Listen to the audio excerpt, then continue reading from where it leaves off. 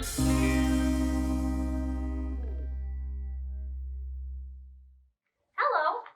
my name is Miss Jackie. I'm so glad you're here today. This week's summer program theme for the Onondaga County Public Libraries is All About You. With permission from HarperCollins, I'd like to start the story time off with The Good Egg by Jory John. Let's get started.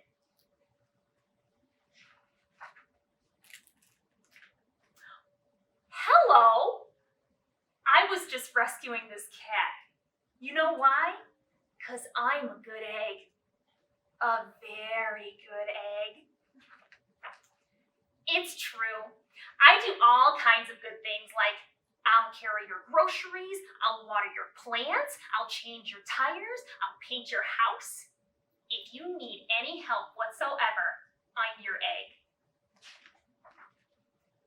I've always been a good egg. It's been this way from the start, even in my earliest days back at the store. There were dozens of us living under one recycled roof.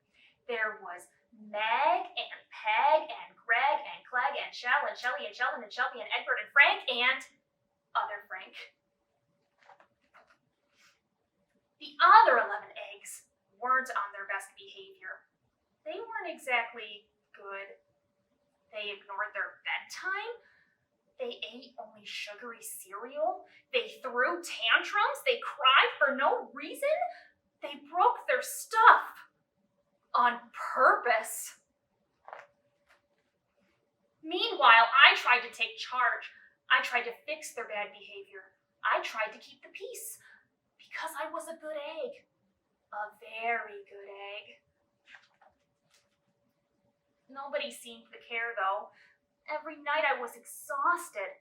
My head felt scrambled.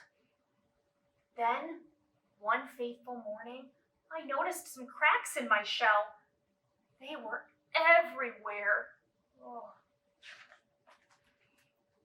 My doctor said it was from all the pressure I was putting on myself, the pressure of making sure everybody was as good as me. I was cracking up. Literally. Something had to change. I'd had enough. I told Meg and Peg and Greg and Clegg and Shell and Shelly and Sheldon and Shelby and Egbert and Frank and other Frank that I was leaving. I can't be the only good egg in a bad carton, I said. Blah, blah, blah, they replied. I left that night. I wandered from town to town. The hours became days. The days became weeks. I lost track of time. I was alone. Out there on the road under the stars, I really tried to focus on myself and what I needed. I took walks. I read books. I floated in the river. I wrote in my journal. I found simple moments to be quiet. I breathed in and I breathed out. I even started painting. For once, I found time for me. And guess what? Little by little, the cracks in my shell started to heal. My head no longer felt scrambled. I started to feel like myself again. So I made a big decision. I'm returning to my old carton and my friends. Besides, I'm kind of lonely out here. This time, I know what I need to do. I'll try not to worry so much. I'll be good to my fellow eggs while also being good to myself. Here we go. Everybody missed me. I missed them too. Hello, Meg and Peg and Greg and Clegg and Shell and Shelly and Shelbert and Shelby and Egbert and Frank. Hey, other Frank. Sure, every once in a while somebody's still a little bit bad. But it's not like before. Here's what I realized. The other eggs aren't perfect. And I don't have to be either. I'm okay with that. Yup, the old carton's back together. We're a solid dozen again. It's good to be home.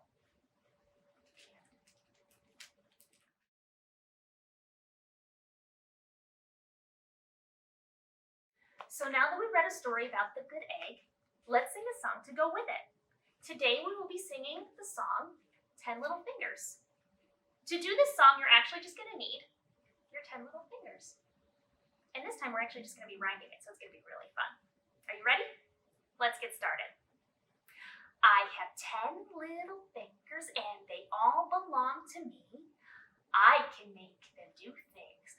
Would you like to see? I can squeeze them up tight.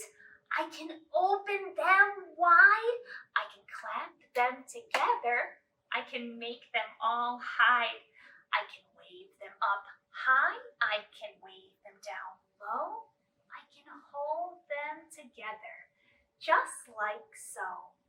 I have 10 little fingers and they all belong to me. Do you have 10 little fingers?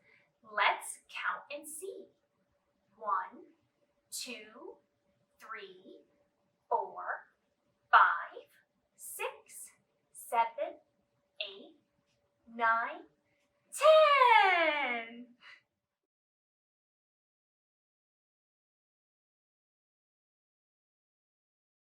Hey parents, here's a tip for you. A great tip to help your child with talking is to ask questions about the story you're reading together, like the one we just read. You can point out certain things in the pictures, such as clouds and trees, so your child can identify what they are.